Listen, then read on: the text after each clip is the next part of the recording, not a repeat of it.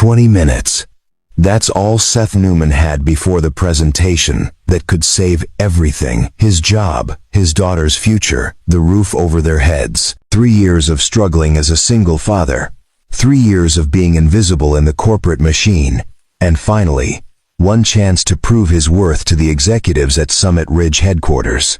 Then he saw her, the silver Mercedes wrapped around the concrete barrier, metal twisted like paper, smoke pouring from the engine. Through the shattered window, a woman slumped over the steering wheel, blood streaming down her face. Seth's hand hovered over his phone call, 911, and keep driving, make the meeting, save his career. But her head moved slightly, and he knew she didn't have 20 minutes. She didn't even have 5. What Seth couldn't know, as he pulled over, was that the dying woman he was about to save would turn out to be the last person he'd ever expect, and that this single decision would cost him everything before giving him something far more valuable than he'd ever imagined. Before we jump back in, tell us where you're tuning in from, and if this story touches you, make sure you're subscribed, because tomorrow, I've saved something extra special for you. Seth Newman's shirt collar felt like a noose. 20 minutes, until the presentation that would determine whether he kept his job at Thornfield Analytics or joined the ranks of the unemployed for the 4th time in 3 years. His daughter Zoe's face flashed through his mind. 8 years old, gap-toothed smile, currently at the neighbor's apartment watching morning cartoons, completely unaware that her father was one bad meeting away from losing everything. The highway stretched ahead, unusually clear for a Tuesday morning. Seth pressed the accelerator, rehearsing his pitch for the 100th time. The regional expansion model shows a 32% increase in customer retention. His voice sounded hollow, even to himself. 3 months of 70-hour weeks, compressed into a 15-minute presentation for executives who barely knew his name. His phone buzzed in the cup holder, another reminder from his boss, Gerald Hoffman. "Don't be late, the VP flies out at 10. This is your shot." Seth's hands tightened on the wheel. His shot, as if 3 years of arriving early, staying late, and doing the work of 2 people while getting paid for one hadn't already been his shot. But that's how it worked when you were expendable, when every employer saw a single father on your resume and heard unreliable. The exit for Summit Ridge appeared ahead, 8 minutes away. Plenty of time. Seth allowed himself a moment of cautious optimism. Maybe today would be different. Maybe today someone would finally see him as more than just another struggling employee, barely keeping his head above water. Then he saw it. The silver Mercedes had smashed into the concrete barrier with such force that the front end had accordion folded back on itself. Steam hissed from the destroyed engine. The driver's side door hung open at an unnatural angle. Morning commuters slowed, rubbernecked, then accelerated past. Everyone had somewhere to be. Something more important than stopping. Seth's foot moved toward the brake, hesitated, then pressed down hard. The car behind him honked angrily as he pulled onto the shoulder. Through the shattered windshield, he could see her, a woman in a business suit, slumped over the deflating airbag. Blood ran down her face from a gash above her eyebrow, dripping onto the white fabric of her blouse, turning it crimson. Her head lolled to the side as Seth approached, revealing more blood. So much blood.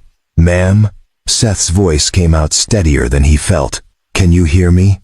No response. He could see her chest rising and falling, shallow, irregular breaths. Still alive, but for how long? Seth pulled out his phone with shaking hands. 911 dispatcher, calm and professional. "What's your emergency?" "Car accident on Highway 47, northbound, half-mile before the Summit Ridge exit. Single vehicle. Driver unconscious. Significant head trauma. Bleeding heavily. She needs an ambulance now. Units are dispatched. Stay on the line. Are you trained in first aid?" "No, but Seth looked at the woman again. More blood pooled on the leather seat. "She's bleeding a lot. I don't think she has time to wait." "Sir, don't move her. Spinal injuries." But Seth was already moving. Years of watching medical dramas didn't make him a doctor, but he knew enough to recognize that bleeding out was a more immediate threat than a potential spinal injury. He reached through the broken window, carefully supporting her head, and felt for a pulse, weak but present. The gash above her eyebrow was deep, blood flowing freely. Seth yanked off his tie, the one he'd ironed carefully this morning, the one that was supposed to help him look professional and competent, and pressed it against the wound. The woman's eyes fluttered but didn't open. "Stay with me," Seth said, his other hand fumbling for his phone to check the time. 8:47. The presentation started at 9. Summit Ridge was 8 minutes away in normal traffic, but he'd have to leave now, this second, to make it. His phone rang. Hoffman's name flashing like an accusation. Seth stared at the screen, then at the woman whose life was literally in his hands. His thumb hovered over the answer button. Behind him, traffic continued to flow, hundreds of people passing by, all with their own important meetings and deadlines, all choosing to keep driving. The tie was already soaked through with blood. Seth grabbed his jacket from where he'd thrown it in the passenger seat, and pressed that against the wound too. "Come on," he muttered. "Where's the ambulance?" His phone stopped ringing, started again immediately. Hoffman, persistent as always. The woman's eyes opened, unfocused and glazed. She tried to speak, but only a weak sound came out. Her hand moved slightly, fingers grasping at nothing. "Don't try to talk," Seth said, his voice cracking. "Help is coming. You're going to be okay." Was she? Blood had soaked through his jacket now. How much blood could a person lose before it was too late? In the distance, Seth heard sirens. 2 minutes away, maybe 3. The presentation would be starting in 13 minutes. Even if he left right now, abandoned this woman to wait alone, he'd be at least 5 minutes late. Walking in after the VP had already started would be worse than not showing up at all. The woman's eyes focused on him for just a moment, clear and desperate, and so obviously terrified. Then they started to drift closed again. "No. No. No," Seth said. Louder now. "Stay awake. Look at me. What's your name?" Her lips moved. Seth leaned closer, straining to hear. "Sabrina," she whispered. "My name is Sabrina." "Okay, Sabrina. I'm Seth. You're going to be fine. The ambulance is almost here." She tried to nod, winced with pain. "Thank you for stopping." The words hit Seth like a physical blow. Thank you for stopping. As if it was remarkable. As if everyone else hadn't just driven past a woman bleeding to death because they had somewhere more important to be. Seth's phone rang again. This time, it was a text from Hoffman. "Where are you? VP is asking about the presentation." The sirens grew louder. Seth could see the ambulance now, weaving through traffic, 30 seconds away. He looked at his phone, at the time 8:51, and at the blood covering his hands, his shirt, his jacket, at Sabrina, whose eyes were closing again despite his efforts to keep her talking. The choice had already been made. Seth realized he'd made it the moment he pressed the brake instead of the gas. Some decisions you made with your head, weighing pros and cons. Others you made with something deeper. Some part of yourself that knew what you'd be able to live with. He could live with losing his job. He couldn't live with driving past. The paramedics took over with practiced efficiency. Seth stepped back, watching them work, checking vitals, applying pressure, preparing the gurney. One of them, a woman with kind eyes, looked at him. "You likely saved her life. That wound would have bled out in another few minutes." Seth nodded numbly. His phone buzzed continuously in his pocket. He didn't need to check it to know what the messages said. The ambulance pulled away, sirens wailing. Seth stood on the shoulder of the highway, covered in blood that wasn't his, watching his career disappear along with it. His phone rang. Not Hoffman this time. Zoe's neighbor, Mrs. Patterson. "Seth? Zoe's asking when you'll pick her up. I have to leave for work soon." Seth looked at his watch. 8:56. In 4 minutes, his entire professional future would implode. "I'll be there in 20 minutes, he said. He got back in his car and drove away from Summit Ridge, away from the presentation, away from his one shot. The blood on his hands was already starting to dry. Seth made it 3 blocks before his phone rang again. Hoffman's name on the screen felt like a death sentence. He pulled over into a grocery store parking lot and answered. "Where the hell are you, Newman?" No greeting, no opening for explanation. Just fury wrapped in corporate civility. Seth's throat felt tight. There was an accident on Highway 47. A woman was bleeding out from a head injury. I stopped to help until the paramedics arrived. Silence stretched between them, the kind that felt like falling. Then Hoffman laughed, a sound completely devoid of humor. "An accident? That's what you're going with? You're going with that?" "I'm not going with anything. It's what happened." Seth heard his own voice rising. "She would have died, Gerald. Another few minutes, and she would have bled to death. I don't care if the president himself was dying on the side of the road." Hoffman snapped. "You had one job today, Seth. One job. Do you have any idea what I went through to get you in front of the VP? 3 months of me covering for you. Making excuses. Telling them you were worth the investment. Despite your track record." Track record? Seth felt something cold settle in his chest. "I've worked 70-hour weeks for 3 years. I've never missed a deadline. Preparing and narrating this story took us a lot of time. So if you are enjoying it, subscribe to our channel. It means a lot to us. Now, back to the story. You've been late 17 times in the past 6 months. You left early 4 times last month alone. You missed the quarterly review because of some issue with your daughter's school. She had pneumonia, Gerald. She was in the hospital. And I sympathized, Seth. I really did. But this company doesn't run on sympathy.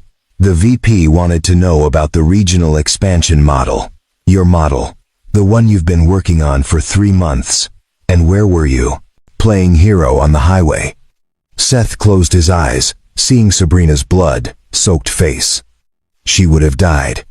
People die every day," Hoffman said, his voice going cold. "Your job died today. Security will box up your desk. Don't bother coming in." The line went dead before Seth could respond. He sat there in the parking lot, phone pressed to his ear, listening to the silence where his career used to be. 3 years of early mornings and late nights. 3 years of proving himself, erased in a 30-second conversation. A knock on his window made him jump. A security guard stood there, looking concerned. "You okay, buddy? You've been sitting here for 10 minutes. 10 minutes, Seth looked at the clock. 9:14. He was supposed to pick up Zoe. He started the engine with hands that wouldn't stop shaking. Mrs. Patterson answered her door before he could knock, her round face creasing with worry. "Seth. What happened? You look like—" She stopped, taking in his blood-stained shirt. "Oh my God. Are you hurt?" "It's not my blood," Seth said quickly. "There was an accident. I helped until the ambulance came." He couldn't bring himself to say the rest yet. Couldn't say the words, "I got fired," out loud. Zoe appeared behind Mrs. Patterson, her backpack already on. "Daddy," Mrs. Patterson made pancakes. Then she saw his shirt, and her smile faltered. "Why are you all messy?" Seth crouched down to her level, trying to smile. "I helped someone who was hurt, sweetheart. But I'm fine. Are you ready to go?" Mrs. Patterson touched his arm. "Seth, do you want to talk about it? I can watch Zoe for a while longer if you need to." "I'm fine," Seth said, too quickly. "Thank you for watching her. Come on, Zoe." In the car, Zoe chattered about her morning, the pancakes, the cartoons, how Mrs. Patterson's cat had knocked over a plant. Seth made appropriate sounds of interest, but his mind was elsewhere. Calculating. Recalculating. His savings account had $2,400. Rent was $1,650, due in 8 days. Zoe's after-school program was $400 a month. Food, utilities, her art classes she loved so much. He had maybe 6 weeks before they were homeless. Less if Zoe got sick again, like she had last winter. when her asthma had landed them in the emergency room twice. "Daddy, you're not listening." Seth blinked, focused on his daughter in the rearview mirror. "Sorry, baby. What did you say?" "I said Mrs. Patterson asked if you got the big job thing today. Did you?" Seth's hands tightened on the wheel.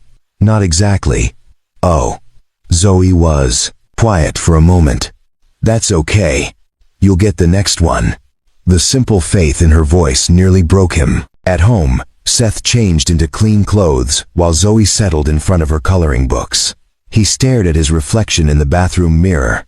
41 years old, looking older. His hair had gone gray at the temples last year. Lines around his eyes that hadn't been there before Sarah left. Sarah, who'd walked out 2 years ago with a note that said, "I can't do this anymore," and no forwarding address. Who'd signed away custody without a fight, like being Zoe's mother, had been a job she was relieved to quit. Seth's phone buzzed. An email from HR at Thornfield, official and cold. "Your employment has been terminated effective immediately. Final paycheck and information regarding Cobra Health Insurance continuation will be mailed." Cobra, the insurance that would cost more per month than his rent had been at his last apartment. The insurance he couldn't afford without a job. He opened his laptop at the kitchen table and pulled up job search sites. The same sites he'd haunted during every gap between jobs. Updated his resume, started scanning listings, data analyst positions, project manager roles, anything that matched his skills. 3 hours later, he'd applied to 22 positions. Most showed 847 applicants, or position filled, or application under review, which everyone knew meant we're never looking at this. His phone buzzed again. An unknown number. Seth almost didn't answer, but something made him pick up. "Is this Seth Newman?" A woman's voice, professional and polished. "Yes, who's calling?" "My name is Bailey Warren. I'm with Warren and Associates Legal Group." "Mr. Newman, I'm trying to locate the individual who provided assistance at an accident scene on Highway 47 this morning. Multiple witnesses and traffic camera footage indicate you may have been involved." Seth's stomach tightened. "Is Sabrina okay? The woman from the accident?" There was a brief pause. "Miss Cole is in stable condition, thanks to the immediate first aid she received. Mr. Newman, she and her family would very much like to speak with you to express their gratitude." "That's not necessary," Seth said quickly. "I'm just glad she's all right." "Even so, they're quite insistent. Would you be available to meet tomorrow morning? I can send you the address for our offices." Seth looked around his apartment at Zoe's art supplies scattered on the table, at the overdue notices he'd been ignoring, at his laptop still open to job listings. Meeting with lawyers from a woman who could afford firms like Warren and Associates felt like walking into another world. A world where he didn't belong. But then he thought about the medical bills that would be coming, about the resume he'd just updated, about Zoe asking if he got the job. "What time?" he heard himself ask. "Would 10 o'clock work?" "I'll be there." After he hung up, Seth sat at the table for a long time, staring at nothing. He'd lost his job saving a stranger's life. Now that stranger wanted to thank him. He pulled up a search engine and typed in Sabrina Cole. The results made his stomach drop. Sabrina Cole, founder and CEO of Meridian Enterprises, net worth estimated at $1.2 billion. One of the 50 most powerful women in business. Featured in Forbes, Fortune, Business Insider. The woman he'd saved was a billionaire. And until this morning, he'd been cleaning up conference rooms in the same building where she probably made decisions worth millions. Seth closed the laptop and dropped his head into his hands. The coffee shop where Seth filled out job applications smelled like burnt espresso and broken dreams. He'd been here for 4 hours, watching his laptop battery drain while opportunity after opportunity slipped through his fingers. Position filled. Thank you for your interest. We've moved forward with other candidates. Your qualifications don't match our current needs. His phone buzzed. Mrs. Patterson. Zoe's asking about dinner. Should I feed her here? Seth checked the time. 6:47 p.m. He'd told Zoe he'd pick her up at 6. I'm so sorry, I'm on my way now. He packed up his laptop, left a $1 tip he couldn't afford, and walked out into an evening that felt darker than it should. The October air had turned cold, sharp enough to cut through his jacket. Seth walked fast, trying to outpace the thoughts that had been circling all day. 8 years ago, he'd had a plan, business degree from State University, entry-level analyst position, work his way up. Then Sarah had gotten pregnant, and the plan had accelerated marriage, apartment, preparing for fatherhood with the kind of naive optimism people had before they understood how expensive life actually was. Zoe had been born 6 weeks early, spent 2 weeks in the NICU with underdeveloped lungs. The bills had started then and never really stopped. Asthma medications, nebulizer treatments, emergency room visits every time she caught a cold that turned into something worse. Then Sarah had left, and Seth had discovered that doing it alone meant choosing between being a good father and being a good employee. You couldn't do both, not when your daughter's school called at 2 p.m. because she was having an asthma attack. Not when daycare cost more than rent. Not when every employer saw your situation and calculated your value accordingly. Mrs. Patterson met him at the door, Zoe already in her coat. I fed her some chicken nuggets. I hope that's okay. That's perfect. Thank you. Seth's throat felt tight. I'm sorry I'm late. I was job hunting.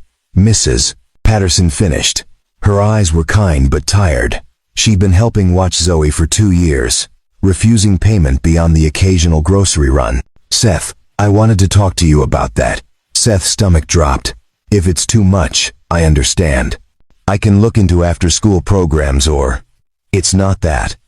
Mrs. Patterson glanced back at Zoe, who was absorbed in a cartoon. She lowered her voice. My daughter in Florida has been asking me to move down there, be closer to the grandkids. I've been putting it off, but Seth, I'm 73. I can't keep doing this forever. The world tilted slightly. When? End of the month, maybe sooner. I'm so sorry. I know the timing is terrible. Terrible didn't begin to cover it. Mrs. Patterson charged nothing. The cheapest after-school program Seth had found was $400 a month, and most had wait lists. I understand, he said, because what else could he say? Thank you for everything you've done.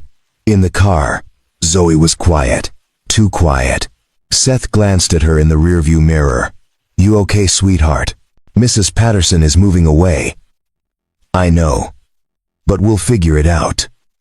Like we figured out when Mom left? The question hit like a fist. Seth pulled over, turned to face his daughter. Zoe, listen to me. Mom leaving had nothing to do with you. And Mrs. Patterson isn't leaving because of you either. Sometimes grown-ups make decisions that don't have anything to do with kids. But everything changes, Zoe said, her voice small. We had to move from the nice apartment. You had to change jobs again. Mom left. Now Mrs. Patterson is leaving. What if you have to go away too? Seth unbuckled his seatbelt and climbed into the back seat, pulling his daughter into a hug. I am never leaving you. Never. Do you understand? Whatever happens, we're together. Promise? I promise. But as he held her, Seth wondered how long he could keep that promise. How many more job losses before they ended up in a shelter? How many more pieces could break before there was nothing left to hold together? At home, Seth made Zoe's favorite dinner mac and cheese from a box, with cut-up hot dogs mixed in. While she ate, he opened his laptop again and pulled up his banking app. Checking. $2,400.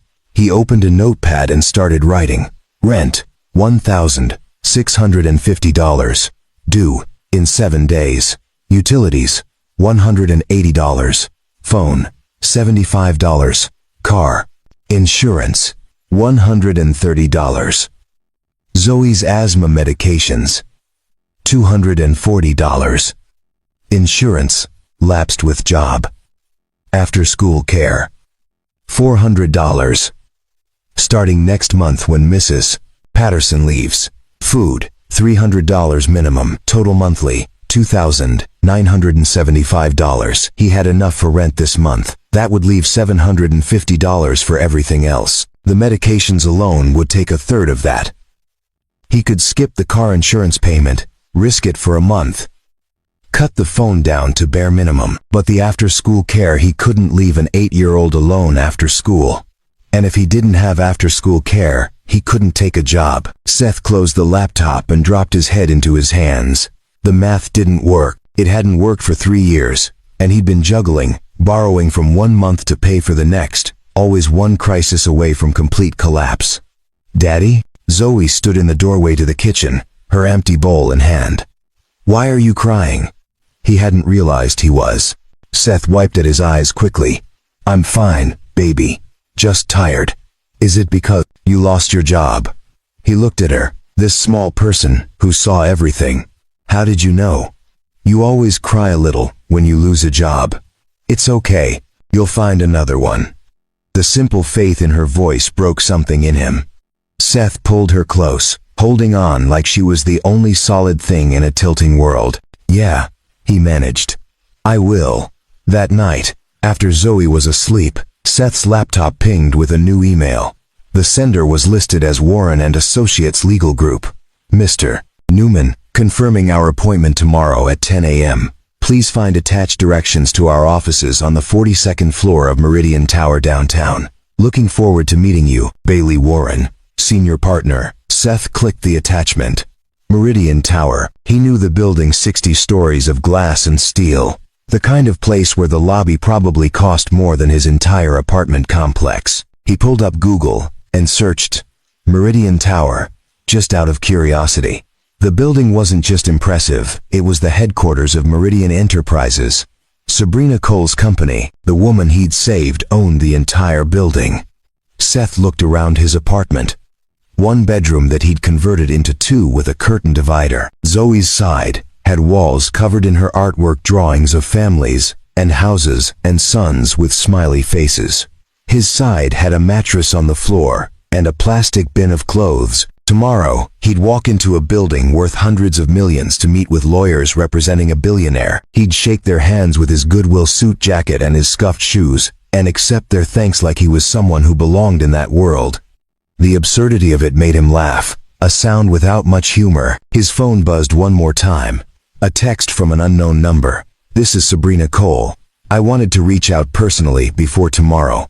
Mr. Newman, you saved my life. I don't have adequate words to express what that means, but I'm going to try tomorrow. Thank you for stopping. Thank you for seeing me." Seth stared at the message for a long time. She'd texted him directly, not through her lawyer, not through an assistant. She'd found his number and thanked him herself. He typed a response, deleted it, typed again. "I'm glad you're okay. That's all that matters." 3 dots appeared, showing she was typing. They disappeared. Appeared again. Finally, a response came through. "It's not all that matters. See you tomorrow." Seth set his phone down and looked at the bills spread across his table. At his daughter's artwork on the walls. At the life he'd built from nothing and was watching crumble despite his best efforts. Tomorrow he'd meet Sabrina Cole and accept her thanks. Then he'd come home and figure out how to make $750 stretch across a month's worth of survival. But tonight, for just a moment, he let himself imagine what it might feel like to not be drowning. To have someone see him as more than just another struggling single father barely holding on. The fantasy lasted about 30 seconds before reality reasserted itself. Seth closed his laptop and went to bed, knowing sleep wouldn't come easy.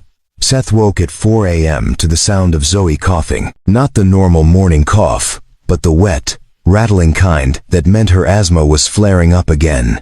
He was at her bedside before he was fully awake, hand on her forehead. Warm, not quite fever hot, but getting there.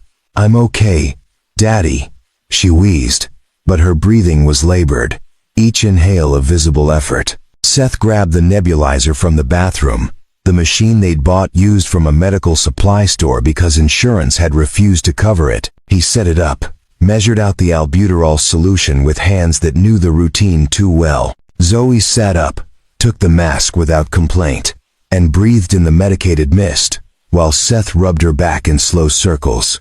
20 minutes later, her breathing had eased, but Seth knew this pattern.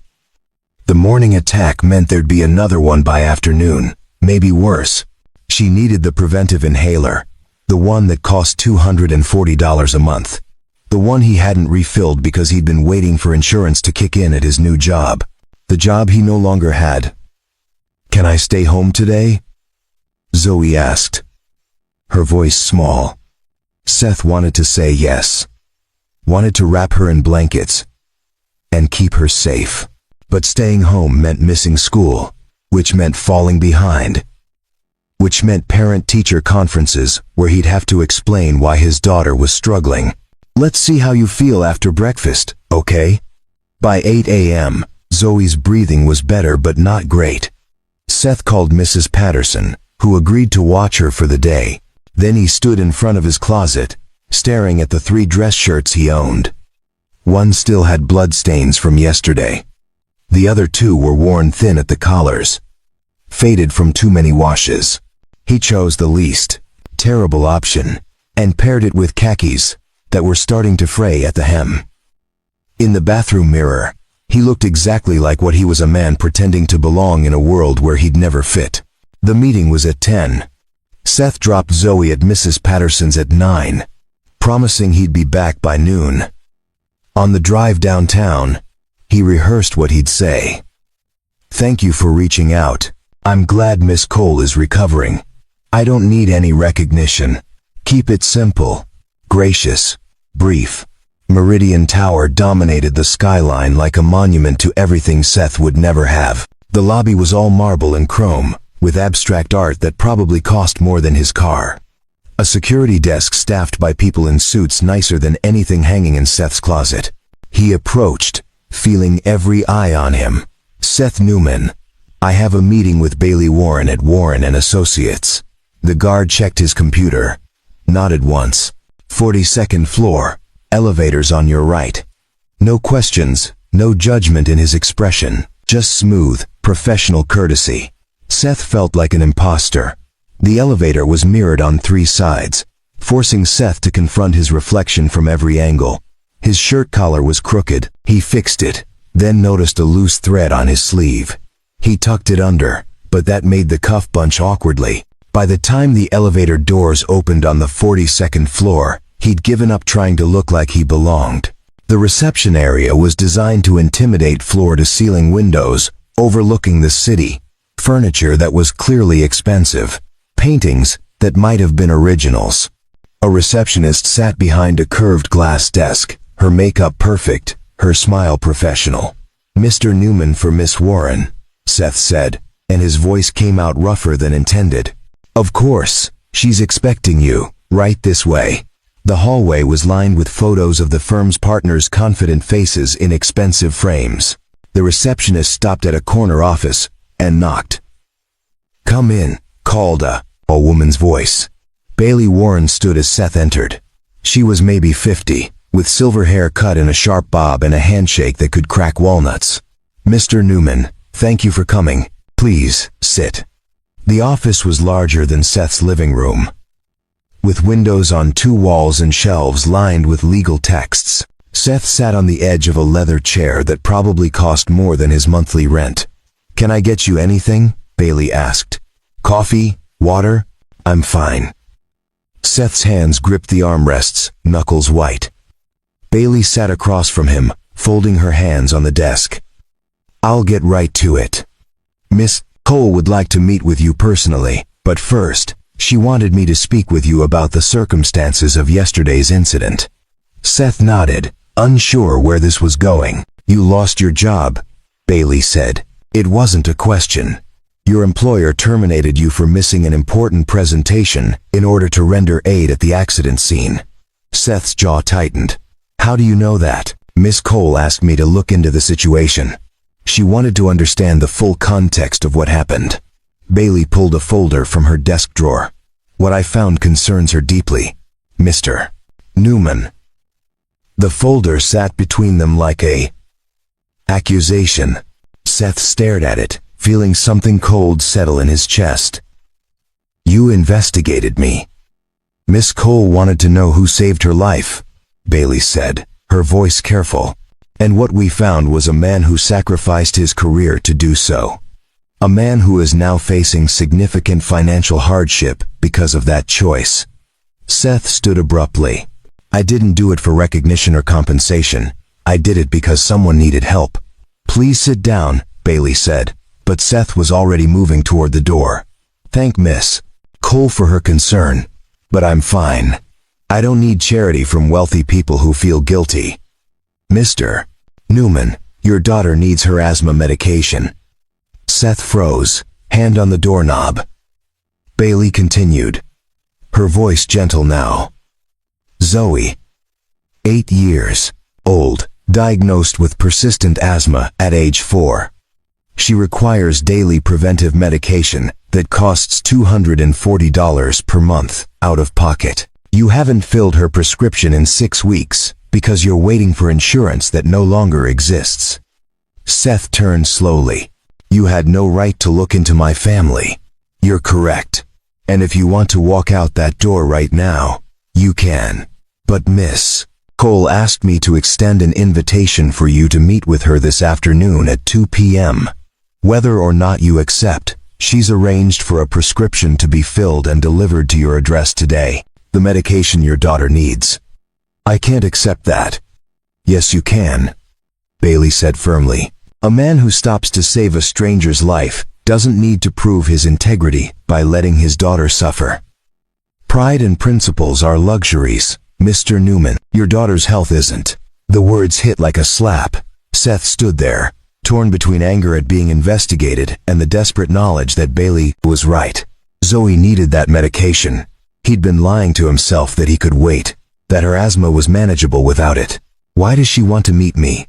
Seth asked finally. Because you saved her life, Bailey said simply. And because she believes you deserve better than what you've gotten. Will you meet with her? Seth looked out the window at the city spreading below. Somewhere out there. Zoe was at Mrs. Patterson's apartment, probably watching cartoons, breathing easier after this morning's treatment but vulnerable to the next attack. Somewhere out there was a pharmacy that would deliver medication he desperately needed and couldn't afford. Where? He asked. Bailey smiled.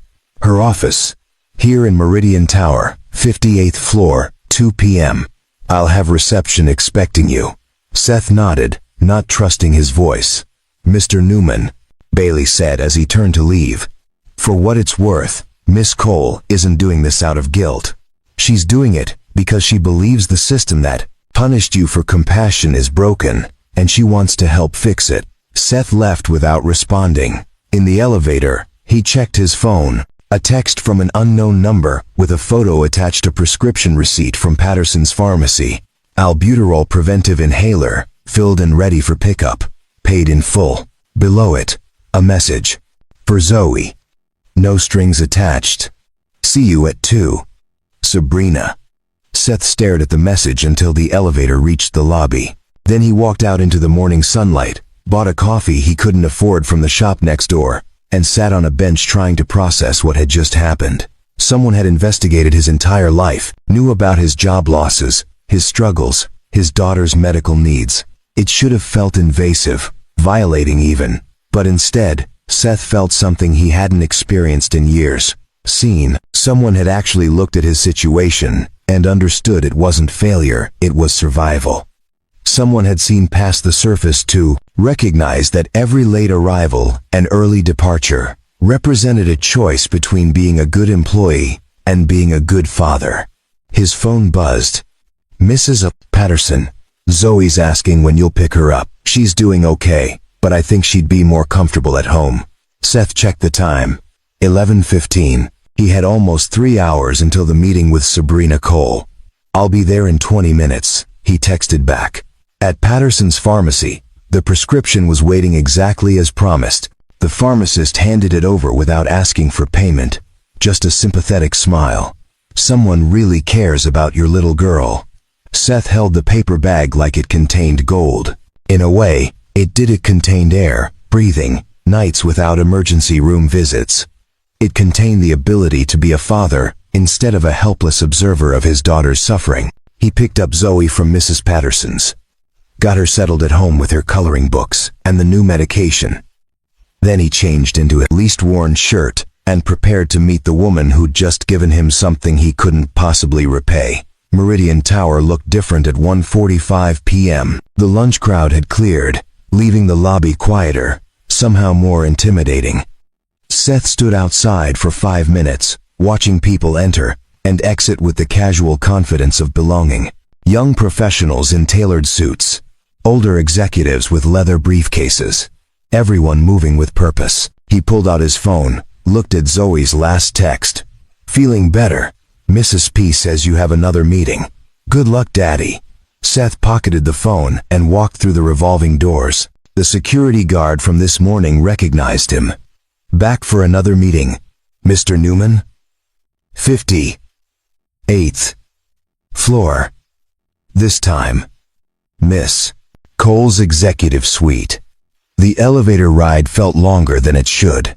Seth watched the numbers climb: 30, 40, 50. Each floor another level away from the world he knew. At 58, the doors opened onto something that looked more like a luxury hotel than an office. The reception area had windows on 3 sides, offering a panoramic view of the city.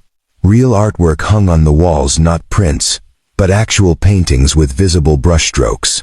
The furniture was all clean lines and expensive materials. A receptionist sat behind a desk that probably cost more than Seth's car. "Mr. Newman," she said, smiling warmly. "Miss Cole is expecting you. Would you like anything to drink? Water? Coffee? Tea?" Water would be great. His throat felt like sandpaper. She poured water from a glass pitcher with cucumber slices floating in it, handed him a crystal glass. "Right this way." The hallway to Sabrina's office was lined with photographs, Meridian construction projects, ribbon-cutting ceremonies, awards presentations. In several photos, Seth recognized Sabrina Cole.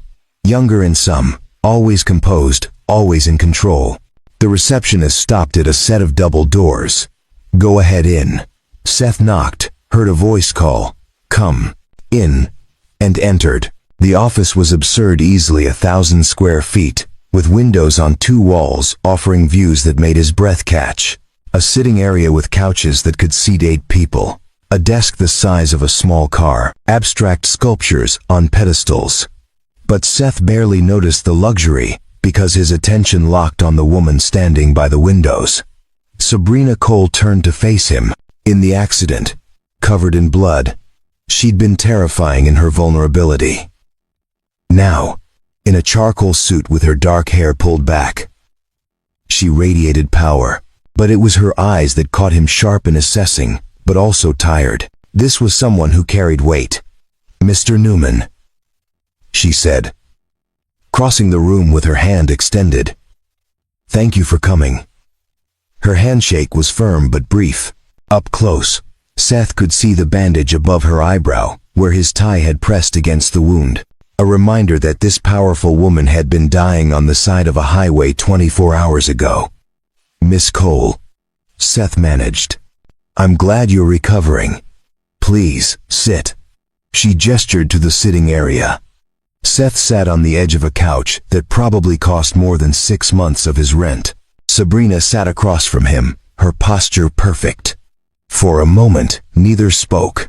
Then Sabrina leaned forward slightly. "I wanted to meet you in person to say something that can't be adequately expressed over email or through lawyers.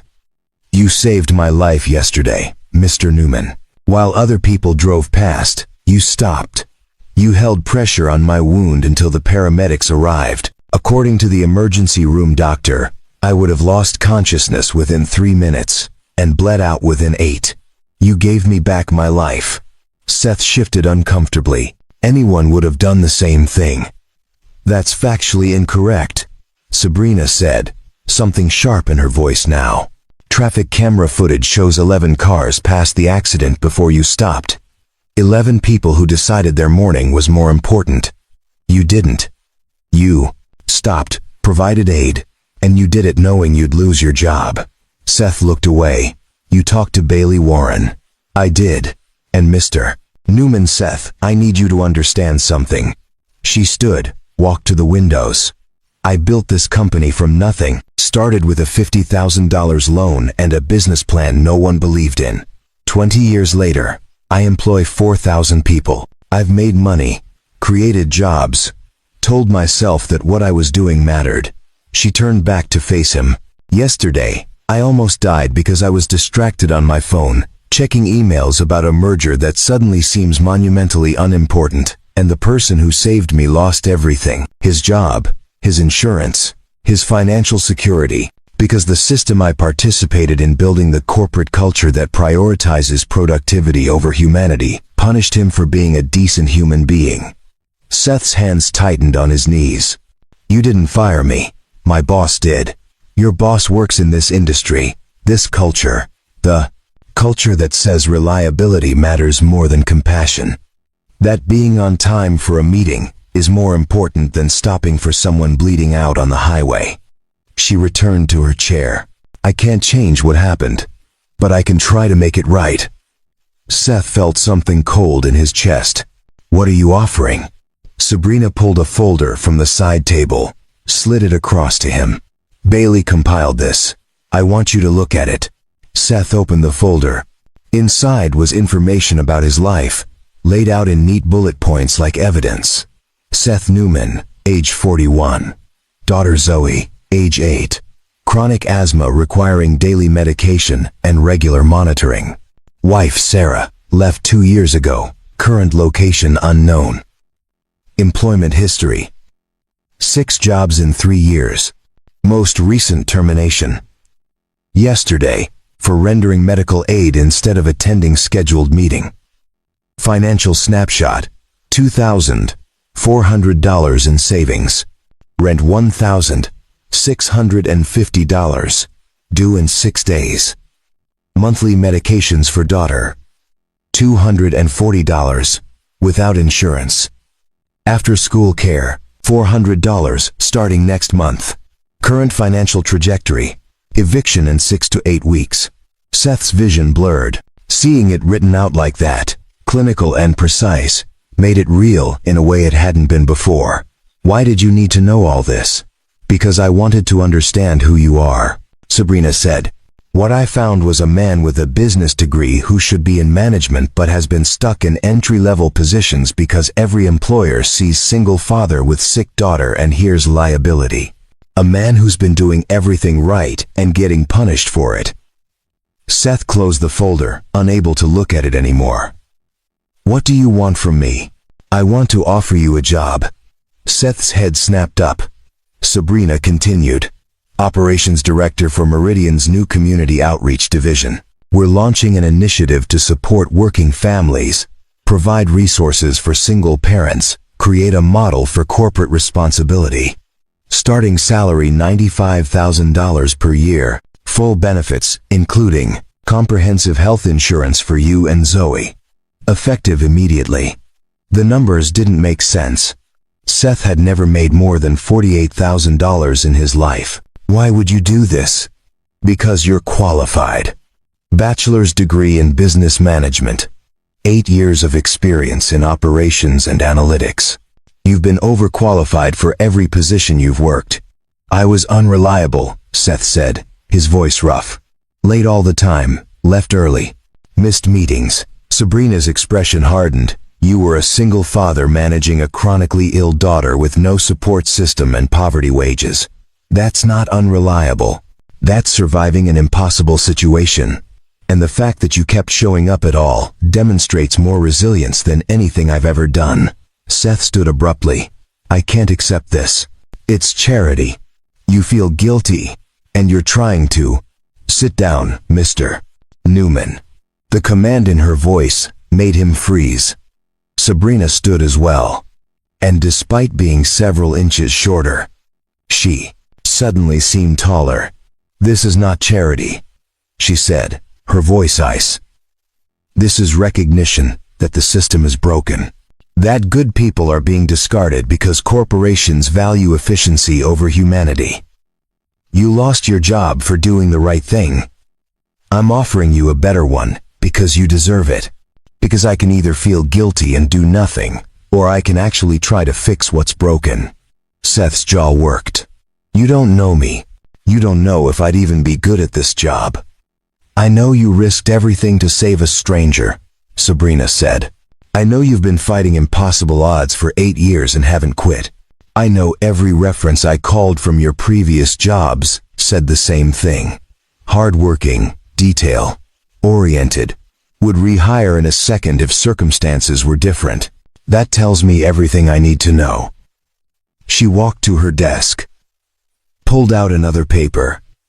Your former boss, Gerald Hoffman. I made some calls. Turns out he's been filtering talented people out of advancement opportunities for years, keeping positions filled with employees who won't challenge him. He was terminated this morning. Seth felt the world tilt. You got him fired? I didn't have to. Once HR reviewed his management practices, the decision made itself. The corporate culture that punished you has consequences now. She returned to stand in front of him. This isn't about guilt or charity, Seth. It's about building something better. And I need someone who actually understands what it's like to be on the other side of corporate indifference. Seth sank back onto the couch, his mind reeling. $95,000. Health insurance. A job where being a father wouldn't be seen as a liability. It was too much, too fast, too impossible. I need to think about it, he heard himself say. Sabrina nodded. I understand. But Seth, your daughter needs to see a doctor. Asthma that's severe requires monitoring. I've arranged for Dr. Patricia Mitchell, one of the best pediatric pulmonologists in the place. Stay to see Zoe tomorrow morning at 9. Whether or not you accept the job, that appointment is yours. Seth's throat closed. I can't. You can, Sabrina interrupted.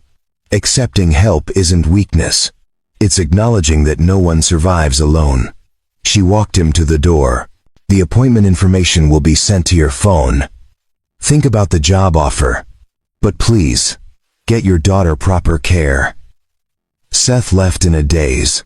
In the elevator, he pulled out his phone and found a text from an unknown number. Dr. Patricia Mitchell, Thornhill Medical Center, 9 a.m. tomorrow. Address attached. No copay, no deductible, all covered. He stared at the message until the elevator reached the lobby. Then he walked out into the afternoon sun, climbed into his car, and drove 3 blocks before pulling over because his hands were shaking too hard to drive. Someone had seen him. Really seen him, not as a liability or a charity case, but as someone with value. Seth dropped his forehead against the steering wheel, and for the first time in 3 years, let himself cry. Seth sat in his parked car for 20 minutes, trying to compose himself enough to drive.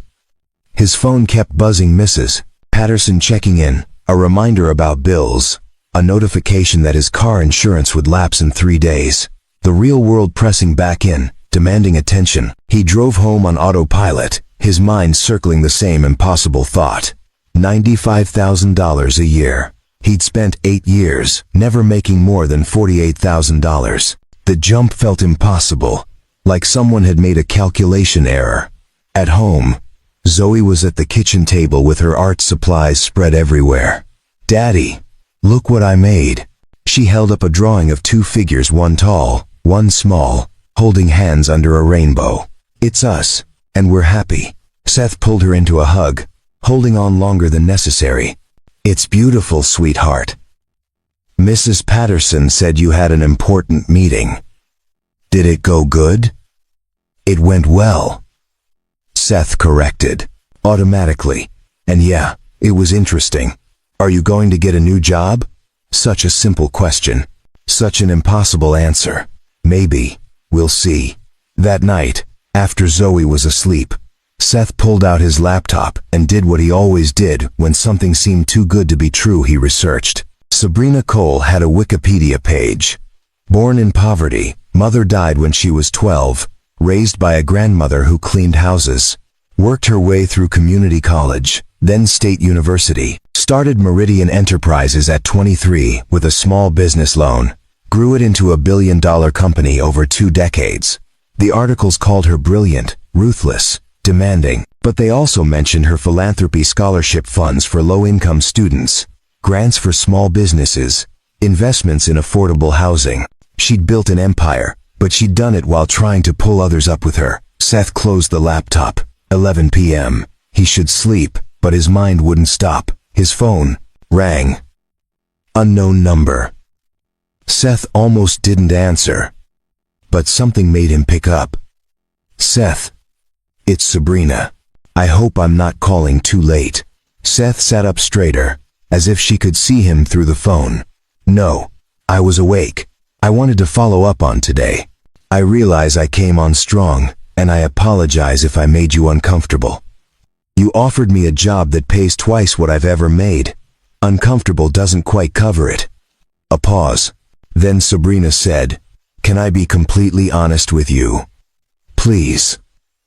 Yesterday, when I woke up in the hospital, the first thing I thought about was a conference call I'd missed.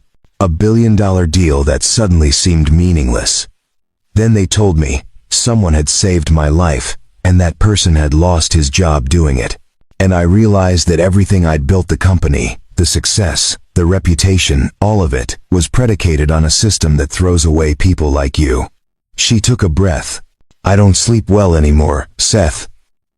Haven't for years. Too much to do, too many people depending on me. But last night, I slept 8 hours straight.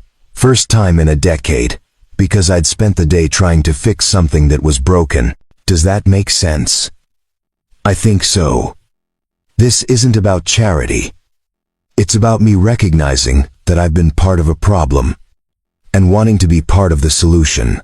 You're not a project or a feel-good story. You're someone who should have had opportunities years ago and didn't because the system is rigged against people in your situation. Seth gripped the phone. I don't know if I can do this job. I've never managed anything bigger than a data entry team. Then you'll learn.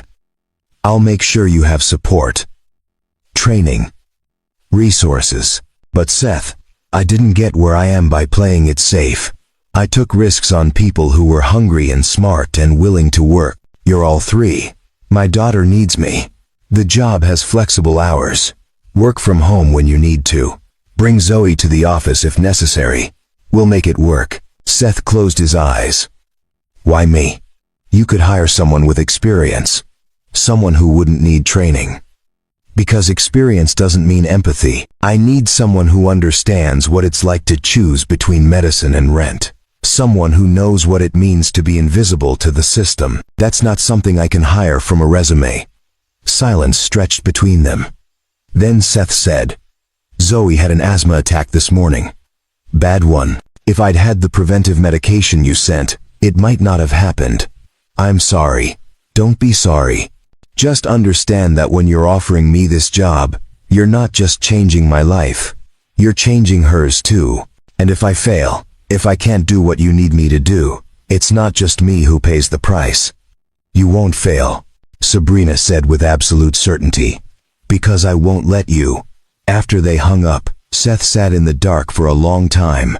Then he opened his laptop and pulled up his bank account one more time. $2,400. Rent due in 5 days. 6 weeks until complete financial collapse. He opened a new email and typed, Miss Cole, I accept the position. When do I start? Seth Newman.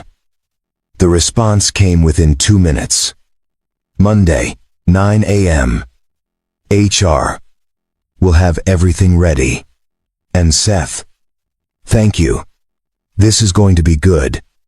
S. Seth closed his laptop and walked to Zoe's side of the apartment. She was asleep, breathing easier with the new medication.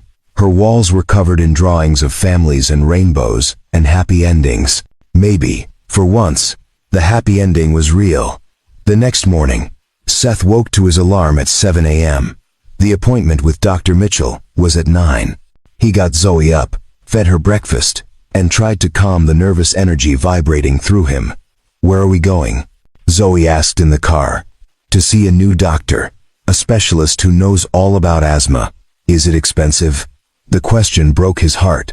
8 years old, and she already knew to worry about money. "It's covered, sweetheart. Don't worry." Thornhill Medical Center was nothing like the clinics they'd haunted for years. The building was new, the parking lot clean, the lobby bright with natural light.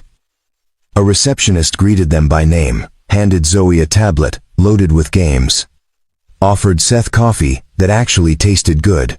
10 minutes later, they were called back. Dr. Patricia Mitchell was maybe 60.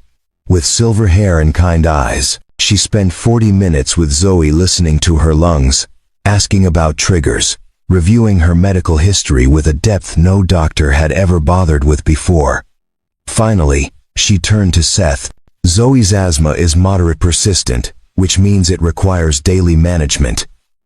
The preventive inhaler she's on now is good, but I'd like to add a long-term control medication, and I want to see her every 3 months to monitor her lung function." "That sounds expensive," Seth said carefully. "Doctor." Mitchell smiled. "Your insurance covers it completely." Sabrina made sure of that. "Your insurance," present tense, as if it already existed. "I don't officially start the job until Monday." "Your benefits are active as of yesterday, doctor," Mitchell said. Sabrina handled it personally. Seth felt his throat tighten. She didn't have to do that. She did it anyway. "Doctor." Mitchell handed him 3 prescriptions. "Fill these today. The pharmacy downstairs is in network. No copay. And Seth, your daughter is going to be fine. With proper management, kids with asthma live completely normal lives." Normal lives. The words felt foreign. In the pharmacy, waiting for the prescriptions, Zoe looked up at him. "Daddy, are you crying again?" Seth wiped at his eyes. "Happy tears this time, baby." "Because of the new doctor? Because things are going to get better?" Zoe considered this. "Is it because of the lady you helped?" Smart kid. "Yeah. Partly. Mrs. Patterson says, when you help people, good things come back to you." Seth pulled her close. "Mrs. Patterson is very wise." That evening, Seth's phone rang. Sabrina again. "How was the appointment?" "Life-changing," Seth said honestly. "Thank you, doesn't feel like enough." "Then don't thank me. Just show up Monday ready to work. We've got a lot to do." "I will." "Sabrina, why are you doing this? Really?" A pause. Then she said, "Because 20 years ago, someone gave me a chance I didn't deserve. Lent me $50,000 when every bank turned me down.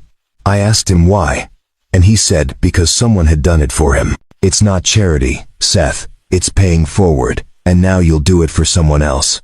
After they hung up, Seth looked at the prescriptions lined up on the counter, at his daughter sleeping peacefully, at the future that had looked so bleak yesterday and now seemed full of possibility. On his laptop, he opened the email from Meridian HR. Benefits package, salary details, start date. It was all real. Seth Newman had stopped to help a stranger, lost everything, and somehow found something better.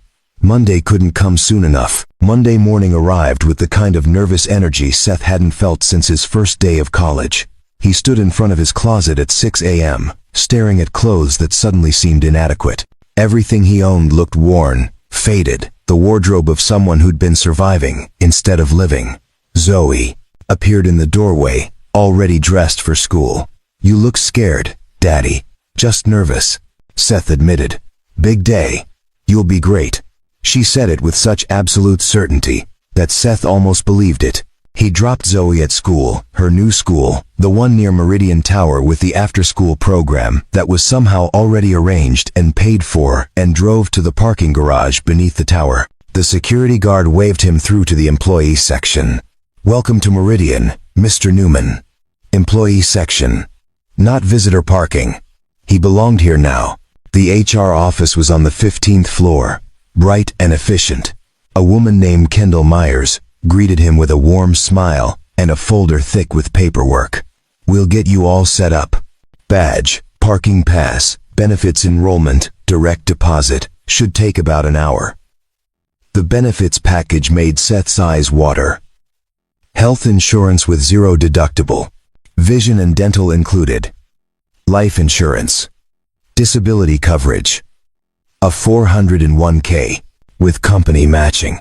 Things he'd only read about in articles about good jobs that always seemed to go to other people.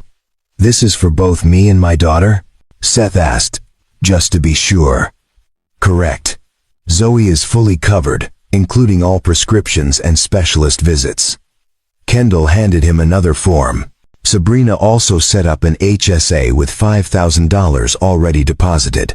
"That's for any medical expenses not covered by insurance, though honestly, your plan covers almost everything."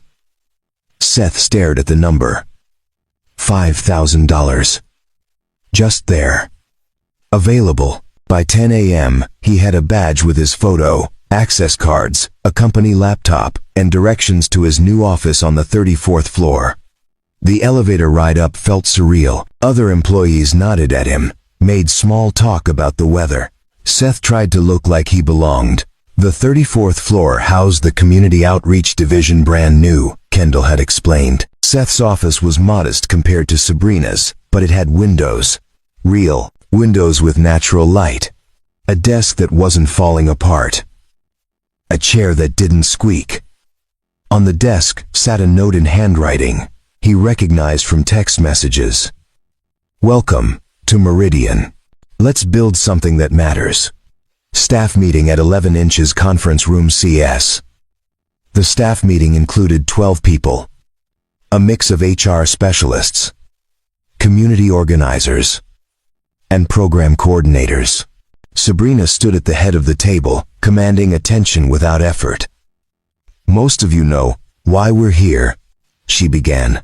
"Meridian has been successful because we've focused on efficiency and profit, but we've also contributed to a system that treats people as expendable. That changes now. This division exists to support working families, provide resources for single parents, create pathways for people who've been locked out of opportunity." She looked directly at Seth. "Seth Newman is our new operations director. He brings first-hand experience with the exact challenges we're trying to address. His perspective will be invaluable as we build this program." After the meeting, a woman approached Seth. "Fiona Brooks, head of program development. I'm excited to work with you. We need someone who actually understands what families are dealing with." "I'm not sure what I'm supposed to do yet," Seth admitted. Fiona smiled. "None of us are. That's the exciting part. We get to figure it out together." The first week passed in a blur of meetings and planning sessions. Seth discovered that his years of juggling impossible schedules had given him skills he didn't know he had: logistics, coordination, resource allocation, crisis management. Things he'd been doing for himself and Zoe translated directly to program development. By Friday, he'd helped design a pilot program for emergency childcare subsidies. By the end of the second week, they'd launched a resource center for employees facing financial hardship. Small steps, but real ones. Zoe thrived with the stability. Her asthma attacks decreased with proper medication and regular monitoring. She made friends at the new after-school program, came home with stories about art projects and playground games. The fear that had lived in her eyes, the constant worry about money and moving, and whether they'd be okay, gradually faded. 3 weeks into the job, Sabrina called Seth to her office. "How are you settling in?" "Good. Really good. The team is incredible. They say the same about you." Sabrina handed him a document. "I want your opinion on this proposal. We're considering partnering with the city to provide job training for unemployed parents. What do you think?" Seth read through it carefully. The proposal was solid, but something nagged at him. "Can I be honest?" "Always. Job training is important. But it doesn't address the immediate crisis. When I was unemployed, I didn't need classes on resume writing. I needed to feed my daughter. This program wouldn't have helped me in the moment I needed it most. Sabrina leaned back in her chair. What would have helped? Emergency funds, direct financial assistance to cover rent, and food, while people look for work. Job training is long-term investment, but people need short-term survival first. That's expensive. So is the cost of families becoming homeless. Seth felt his confidence growing. If we're serious about helping, we need to meet people where they are, not where we wish they were. Sabrina was quiet for a moment, then she smiled. This is exactly why I hired you. Draft a proposal for an emergency assistance fund. Present it to the board next month. Seth left her office feeling something he hadn't experienced in years. Valued. Not just for showing up and doing what he was told, but for thinking and contributing and being heard. That evening, he picked up Zoe from after-school care. She ran to him with a drawing. Look! We learned about families today. I drew ours. The picture showed two figures. One tall, one small standing, in front of a building labeled, Where Daddy Works. Both figures were smiling. It's perfect, Seth said, and meant it. 6 weeks into the job, Sabrina invited Seth and Zoe to dinner at her home. The invitation came via text on a Thursday afternoon. My daughter Bailey keeps asking about the man who saved her mom. Would you and Zoe like to come for dinner Saturday? Nothing formal. Just family. S. Seth stared at the message. He'd seen Sabrina almost daily at work, but always in professional settings. This felt different. Personal. He typed back, We'd love to. What can we bring? The response was immediate. Just yourselves. 6 p.m. Address below. Saturday evening, Seth drove to an address in Maple Heights, an older neighborhood with tree-lined streets and historic homes. He'd expected something massive and intimidating.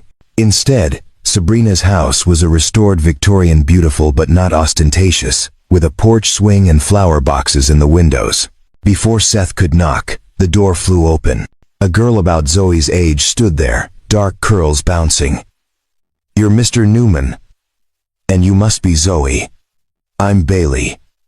Come in. Come in. The interior was warm and lived in. Family photos on the walls, books stacked on tables, a cat sleeping on the couch. It looked like a home, not a showcase. Sabrina appeared from the kitchen, wearing jeans and a sweater. Seth had never seen her in casual clothes. She looked younger, more relaxed. Welcome. I hope you're hungry. I made way too much food. Bailey grabbed Zoe's hand. Want to see my room? I have a dinosaur collection. The girls disappeared upstairs, leaving Seth and Sabrina alone. Thank you for coming, Sabrina said. Bailey's been asking for weeks. She wanted to meet the man who helped her mom. I'm glad she's doing well. They moved to the kitchen, where something smelled incredible. Sabrina stirred a pot on the stove. I should confess, I'm not a great cook. This is mostly takeout from the Cas, Italian place down the street, transferred to my own pots to look impressive. Seth laughed, surprised by her honesty. Your secret is safe with me. Over dinner, which was delicious regardless of its source, Seth watched Sabrina with her daughter. The powerful CEO disappeared, replaced by a mother who listened patiently to stories about school and friends and a science project on volcanoes. Bailey was smart and funny, with her mother's sharp eyes and quick mind. Mr. Newman saved your life? Bailey asked her mother. He did. I was scared and hurt, and he stopped to help when other people didn't. Bailey looked at Seth with serious eyes. Thank you for saving my mom. I don't know what I'd do without her. Seth's throat tightened. I'm glad I was there. After dinner, the girls went back upstairs to play. Sabrina poured wine, led Seth to the living room. Can I ask you something personal? Seth said. Of course. Why do you live here? I expected something bigger. More, what a billionaire's home should look like. Sabrina smiled. I grew up in a house smaller than this, with my grandmother and 3 cousins. When I made money, I bought the biggest house I could find. Spent a year feeling isolated and miserable. This house reminded me of where I came from. It felt like home. She curled into the corner of the couch. Money doesn't change who you are fundamentally, Seth. It just amplifies it. If you're generous, you become more generous. If you're lonely, you become more lonely. I had to figure out who I wanted to be. Who did you decide to be? Someone who remembered where she came from. Who didn't forget what it felt like to count pennies and skip meals. She looked at him. What about you? What kind of person are you? Seth considered the question. Honestly, I'm still figuring that out. For years, I've just been in survival mode. Being a father, keeping Zoe alive. Trying not to drown. I never had space to think about who I was beyond that. And now I'm starting to see that maybe I'm more than just a guy barely holding on. Maybe I actually have something to contribute. Sabrina's expression softened. You always did. The world just didn't give you room to show it. They talked for hours. About building the outreach program. About the challenges of balancing work and parenthood.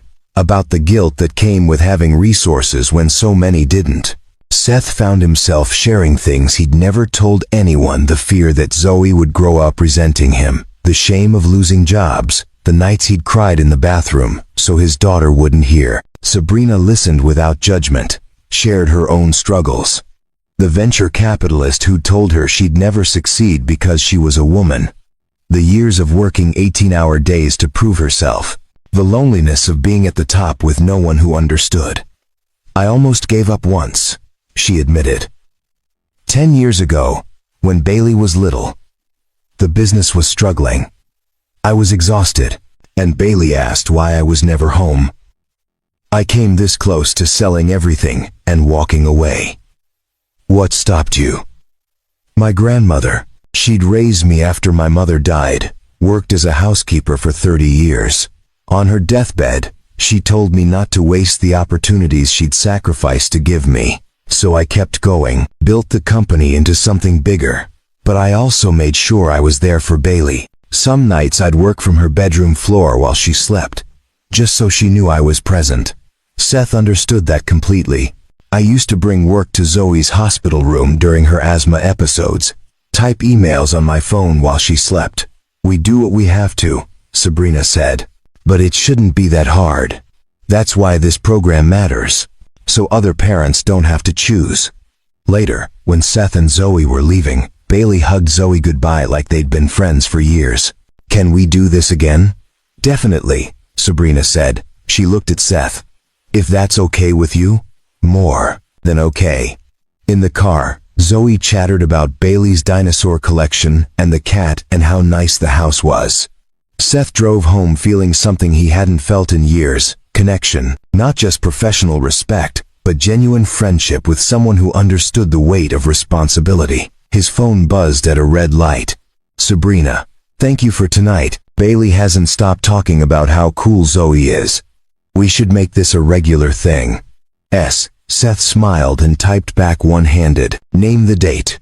Over the following months, those dinners became tradition. Every few weeks, the 4 of them would gather, sometimes at Sabrina's house, sometimes at Seth's apartment, which no longer felt embarrassingly small, but instead felt like home. The girls became inseparable.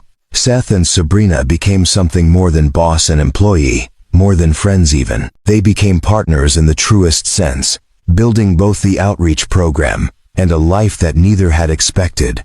At work, the transformation continued. The emergency assistance fund Seth had proposed passed the board vote unanimously. They helped 47 families in the first 3 months. Former employees who'd been fired for circumstances beyond their control were quietly rehired. Workplace policies shifted to accommodate parents and caregivers. And slowly, Meridian stopped being just a company focused on profit. It became something better. 8 months after the accident, Meridian held its annual company-wide meeting. 5,000 employees gathered in the convention center downtown to hear Sabrina's address. Seth stood backstage, more nervous than he'd been on his first day. "You ready?" Sabrina asked, adjusting his tie. "To speak in front of 5,000 people?" "Absolutely not." She smiled. "Just tell the truth. That's all anyone wants to hear." Sabrina took the stage first, commanding the room's attention effortlessly. "A year ago, I nearly died in a car accident. While bleeding out on the side of a highway, I was passed by 11 cars. 11 people who decided I wasn't worth their time. Then a man named Seth Newman stopped." She gestured for Seth to join her. His legs felt unsteady as he walked into the spotlight. Seth was on his way to a crucial presentation. Missing it meant losing his job. He stopped anyway. "He saved my life, and for that, he was fired. When I learned this, I realized something had to change. The corporate culture that punished compassion needed to be rebuilt." She turned to Seth. "Tell them what we've built." Seth stepped up to the microphone, looking out at thousands of faces. 8 months ago, I was unemployed and about to lose my apartment. I'd spent years being told I was unreliable, expendable, not worth investing in. But the truth was simpler. I was drowning in a system that didn't care whether I survived. His voice grew stronger. "Since then, we've created programs that helped hundreds of families. Emergency assistance funds that kept people housed. Childcare subsidies that let parents work without panic. Flexible policies that treat employees like humans instead of machines. This isn't charity. It's recognizing that when we support each other, everyone succeeds." The applause started small, then built until the entire room was standing. After the presentation, employees approached Seth with their own stories. A single mother who'd used the emergency fund to pay for car repairs so she could keep her job. A father whose flexible schedule let him care for his aging parent. A woman who'd been on the verge of quitting but stayed because Meridian finally saw her as a whole person, not just a worker. That evening, Sabrina invited Seth and Zoe to dinner again. But this time, when they arrived, she had something to say. They sat on her porch as the girls played in the backyard. Sabrina's hands wrapped around a wine glass, her expression thoughtful.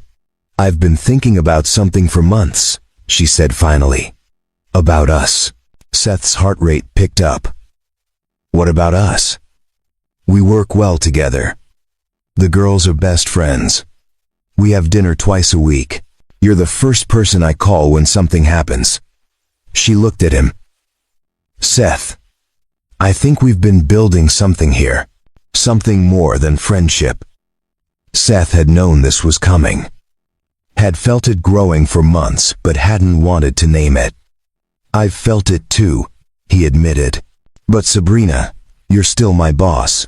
The power dynamic is something we'll navigate carefully." She interrupted. "I'm not asking you to rush into anything. I'm just saying that when I imagine my future, you're in it. You and Zoe both." Seth set down his own glass. "When Sarah left, I promised myself I wouldn't let anyone get close enough to hurt Zoe again. But you've been there for her in ways I never expected. She trusts you. I trust you. So what do? We take it slow. Let the girls see us together more. Make sure this is real and not just gratitude or circumstance." Seth reached for her hand. "But yeah, I want to see where this goes." Sabrina squeezed his hand. "Me too." They told the girls a month later over pizza in Sabrina's living room. Both Zoe and Bailey reacted with enthusiastic approval. "Does this mean we're going to be sisters?" Bailey asked. "Eventually. Maybe," Sabrina said carefully. "But first, we're just going to spend more time together as a family." "We're already a family," Zoe declared with 8-year-old certainty. And somehow, it was that simple. 6 months later, Seth stood in Sabrina's office after everyone else had left for the day. She was reviewing proposals, glasses perched on her nose, looking both formidable and adorable. "Move in with us," she said without looking up from her papers. Seth blinked. What? You and Zoe. Move into the house. We're there every weekend anyway. The girls want bunk beds. I want to wake up with you every morning. Now she looked up, smiling. What do you say? Seth crossed the room, pulled her to her feet, and kissed her. Yes, he said against her lips. Absolutely yes. They told the girls that weekend. The reaction was immediate and joyful, both of them shrieking and jumping and immediately making plans for how to decorate their shared room. Moving day was organized chaos. Mrs. Patterson came to say goodbye, tears in her eyes. I knew good things would come for you, she told Seth. I just knew it. In the new shared room, Zoe and Bailey hung their artwork side by side, pictures of families and dinosaurs and happy endings. Seth stood in the doorway with Sabrina, watching their daughters laugh together. Are you happy? Sabrina asked quietly. Seth pulled her close. I didn't know I could be this happy.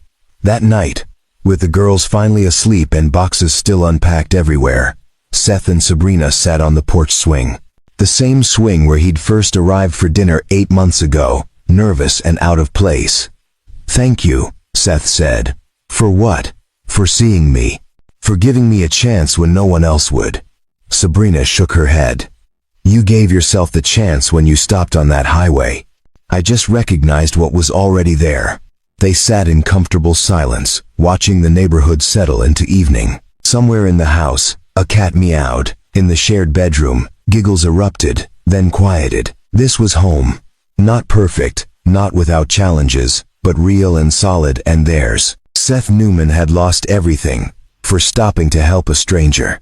In return, he'd found a family, a purpose, and the knowledge that sometimes the bravest thing you can do is accept help when it's offered. And that was worth more than anything he'd lost. 2 years after the accident, Seth stood in front of the bathroom mirror, adjusting his tie for the 3rd time. His hands were shaking not from fear, but from anticipation. Daddy, you look nervous again, Zoe said from the doorway. She was 10 now, taller, her asthma so well managed that she'd joined the school track team. The scared little girl who'd worried about money and moving had transformed into a confident kid who believed the world was full of possibility.